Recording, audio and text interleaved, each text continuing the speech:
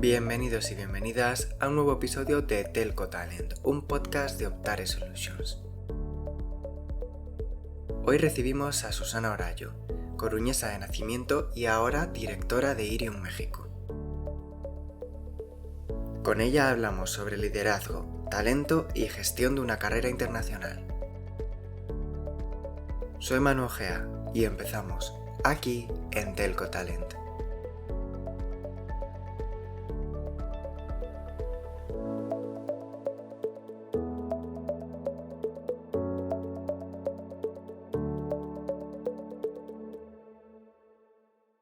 Muy buenas, estamos de vuelta y tenemos aquí ya a Susana Orallo. ¿Qué tal, Susana? Muchas gracias por prestarnos este ratito y buenos días en México, que es pronto todavía. De México son las 9:08 de la mañana y aquí arrancamos con un día soleado que seguramente en unas horas se convertirá en una tormenta semitropical, como cada día de verano en esta fantástica Ciudad de México. Bueno, pues a ver si al menos hay opción a disfrutar un poco de ese día Siempre, soleado siempre. mientras sea. Y mientras tanto, pues vamos a hablar un poco este ratito de muchos temas de los que queremos que nos des tu perspectiva, pero para comenzar nos gustaría, bueno, conocer un poco más tu trayectoria, porque tú eres gallega de origen, así cuéntanos cómo ha sido, ¿no? Tu evolución profesional desde tus inicios hasta llegar a la posición que ocupas hoy en México y qué te llevó a dar ese salto internacional. Pues es larga mi trayectoria porque ya tengo una edad que no voy a desvelar, pero son muchos años ya trabajando. Empecé, pues eso, en Coruña, que soy coruñesa y orgullosamente gallega, y también orgullosamente mexicana, adoptada, ¿no? Llevo 8 años y medio en este increíble país y la verdad que lo vivo y me siento como en casa también. Mi trayectoria arranca en el mundo de la tecnología. Es cierto que arrancó muy jovencita en una empresa de desarrollo de software y eso pues ha marcado toda mi trayectoria, que ha estado al 80% del tiempo vinculada en empresas y proyectos tecnológicos.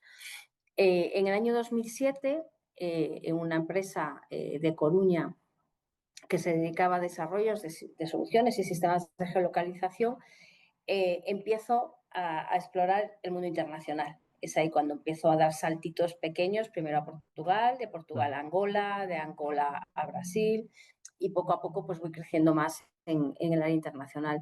Cambio de empresa y de giro totalmente y paso del mundo tecnológico al mundo de la maquinaria, en un momento de crisis económica en España, que fue en el 2011.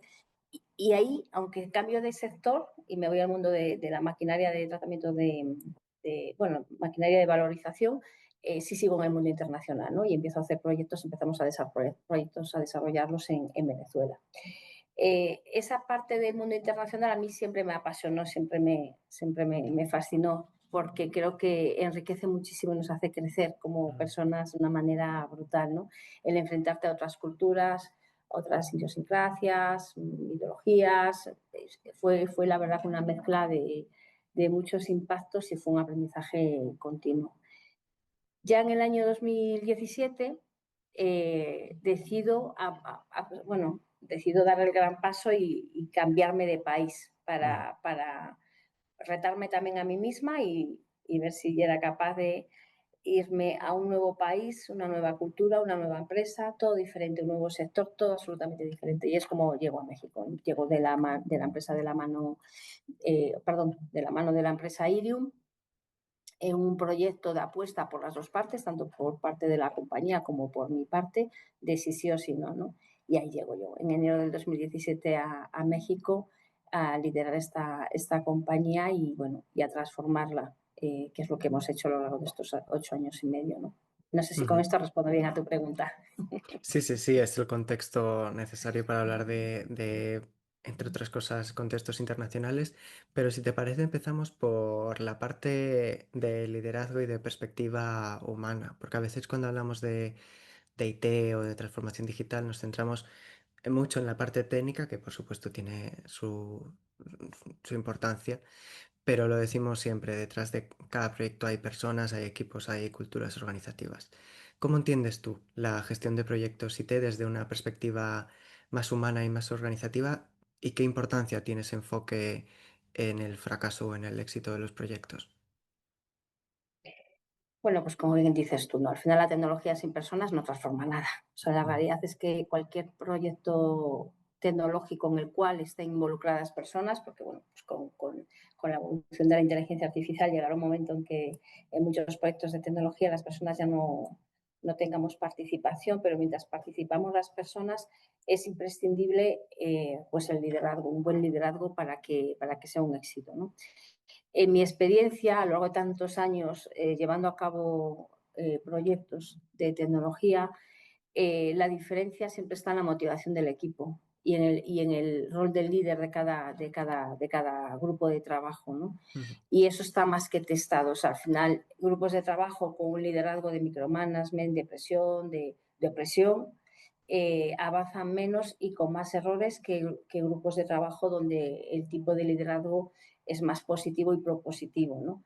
También ser líder es complejo. O sea, se habla mucho de liderazgo, es algo que está siempre en boga, pero luego es muy complejo. O sea, no ujú. todo el mundo tiene, no todo el mundo tiene la capacidad para ser un buen líder. Por eso es importante la capacitación. O sea, Sí. todos podemos llegar a ser un buen líder, sí, pero tenemos que pasar por un proceso de aprendizaje también, ¿no?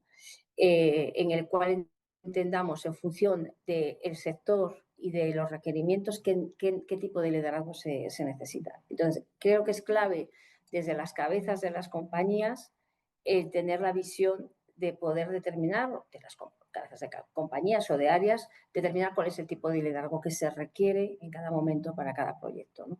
Creo que eso es una clave esencial del éxito. Ujú.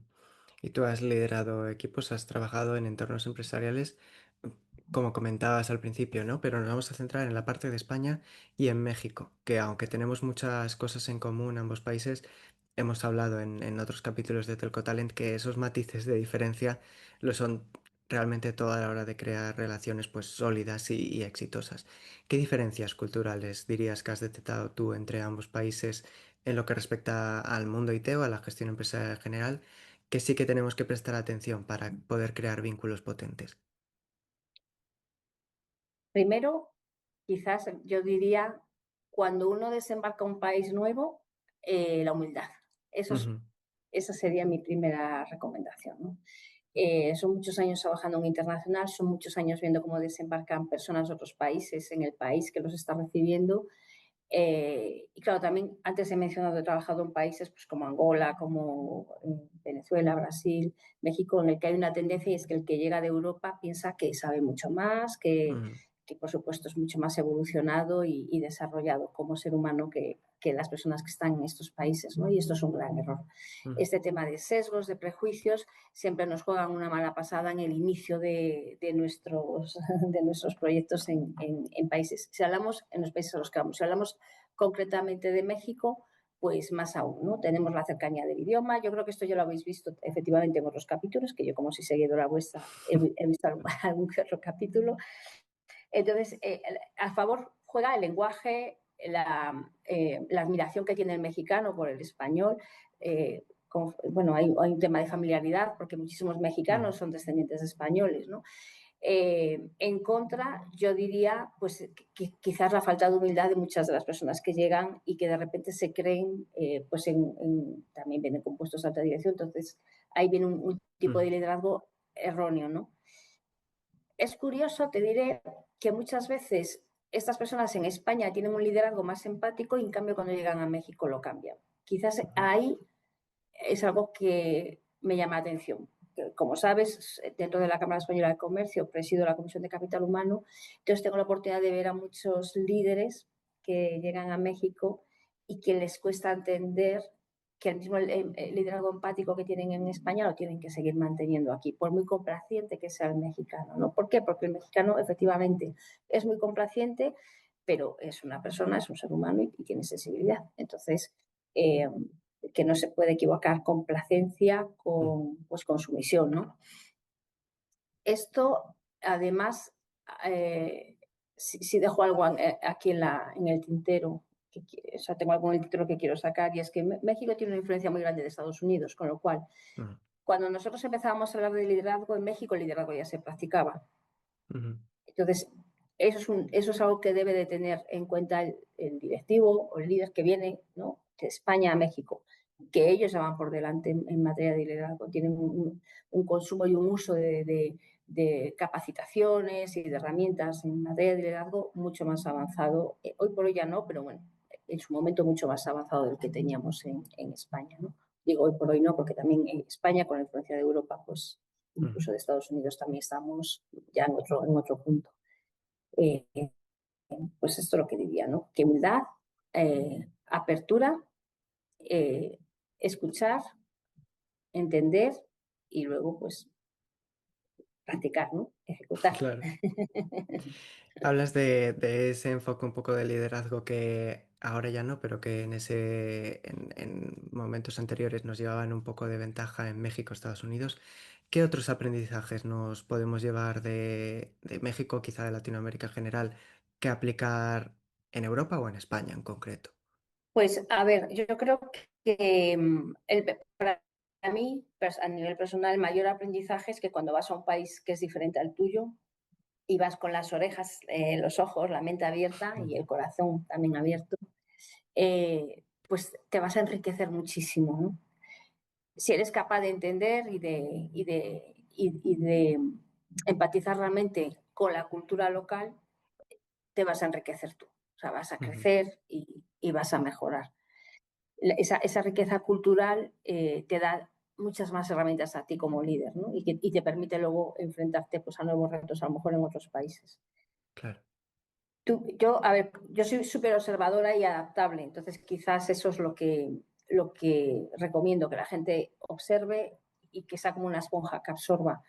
A mí aquí hay algo que me pasa muy a menudo y que digo yo, ay, otra vez no. Cuando el español dice, es que el mexicano no sabe decir que no, ¿no?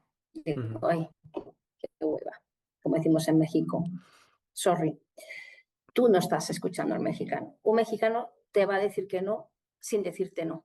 Ujú. Lo que te está faltando a ti es entender cómo es la idiosincrasia de México, cómo habla Ujú. el mexicano, cómo te está contestando, cómo es el diálogo con los mexicanos y las mexicanas en general, hablo de personas, porque sí te están diciendo que no. Ujú. Lo que pasa es que tú quieres un no rotundo y efectivamente el mexicano no te va a decir un no rotundo porque no forma parte de su, mm, de su estilo de comunicación, pero te está diciendo que no de otra manera. A lo Ya. mejor te está diciendo que no en este momento, que vengas, que esperes unos meses, que esperes un año, o directamente y de plano, ya sabes que ahí no va a ser, ¿no? ¿Por qué el español sigue obstinado con el que no saben decir que no? Porque no estás escuchando. Entonces, Ujú. bueno, por eso digo que forma parte de ese reto que es poder encajar bien en el país al que tú vas, ¿no? Claro. El país no tiene que adaptarse a tu forma y a tu estilo. Tú te tienes que adaptar a ese país. Ujú. Pues Susana, sabemos que también has estado vinculada a la parte de formación y docencia y por lo tanto has estado en contacto con varias generaciones de profesionales desde esa perspectiva, ¿no? También académica. Desde tu experiencia, ¿a qué aspectos crees que estos nuevos profesionales que quieran desarrollarse en el sector tecnológico tienen que prestarle especial atención?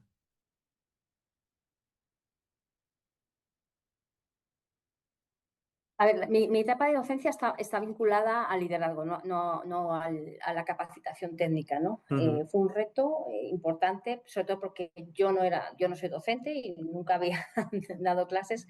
Y el reto precisamente era para los niños y las niñas de prepa, que es como 16, 17 años, Ujú. para darles una perspectiva mucho más amplia en materia de liderazgo sobre la otredad, ¿no? Sobre la importancia del otro. Precisamente el saber escuchar, eh, el saber abrir tu mente a entender a otras personas, a sus circunstancias, a sus situaciones y a eliminando progresivamente temas de sesgos, ¿no? Claro. Este reto, y digo reto porque si me lo hubiera pedido la UNAM, que es la Universidad Pública de México, pues seguramente no me hubiera costado tanto, pero es que quien me lo encarga es el TEC de Monterrey, que es una de las instituciones privadas de mayor estatus socioeconómico que hay en México, ¿no? Entonces, ¿el reto cuál era? Pues el rector lo que quiere realmente es que esos chavales, ¿no?, de 16, 17 años empiecen a mover su conciencia hacia otras realidades y que maduren con más generosidad social. Ujú. Pues nada, fue un reto interesante. Aprendí mucho de la cultura mexicana, de cómo es la sociedad mexicana, sobre todo en estratos económicos altos, pero también fue sumamente satisfactorio, sobre todo porque si al final consigues mover, ¿no? Mover pensamientos que se cuestionen, no cambiar la forma de pensar, que tampoco era el objetivo, pero por lo menos que se cuestionen algunos de sus pensamientos, ¿no? Así que ha sido dentro de mi trayectoria, que ya no tiene que ver con laboral, Ujú. tiene que ver más con un tema personal, ha sido uno de los proyectos que más me ha aportado y del que más orgullosa me siento. Pero Y sí si ha sido un hablamos, reto importante. claro, claro. Si hablamos de eso, dejando de lado la parte tecnológica, centrándonos en habilidades o en soft skills, ¿cuáles crees que son las más determinantes para destacar? Iba a preguntar en el talento futuro de IT, pero realmente en el tejido empresarial. Se aplican todo. Yo diría que las más, por ejemplo, en un mercado como México, que Ujú, es súper volátil y que es muy cambiante independientemente del sector en el que estés, es cierto que el sector de tecnología en México es estratégico, porque tenemos a un gran Estados Unidos y Canadá consumiendo, ¿no?, muchos recursos tecnológicos en este país, y también Europa, ¿no?, quizás los países donde más proyectos de desarrollo y de soporte ahí vienen siempre de los países fuertes, son Estados Unidos y Canadá, ¿no? ujú, Pero al final México es un país súper volátil. O sea, siempre hablamos los que estamos aquí de que es una montaña rusa que nunca para, ¿no? No hay ujú, ni un solo momento en el que tú te sientas seguro a nivel empresarial en este país, porque eh, es efímero. O sea, los contratos se pueden volatilizar en cualquier momento. Tú tienes un contrato firmado con un cliente, pero mañana te levantas y por lo que sea, el contrato se cae. Hay el mercado, cuando miro a Europa, ¿no? Europa pues es muchísimo más maduro, está más estabilizado, más procedimentado, entonces hay una estabilidad en el negocio mucho más fuerte.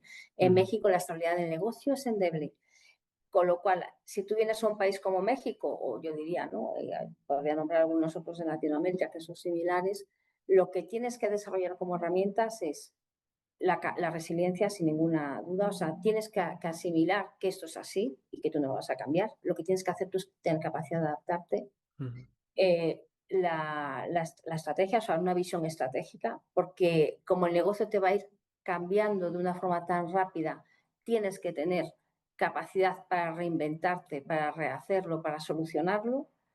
Eh, y luego, por supuesto, habilidades blandas de comunicación y de interactuación con las personas con las que vas a trabajar, ¿no?, tanto dentro de tu equipo como de cara a los clientes, ¿no?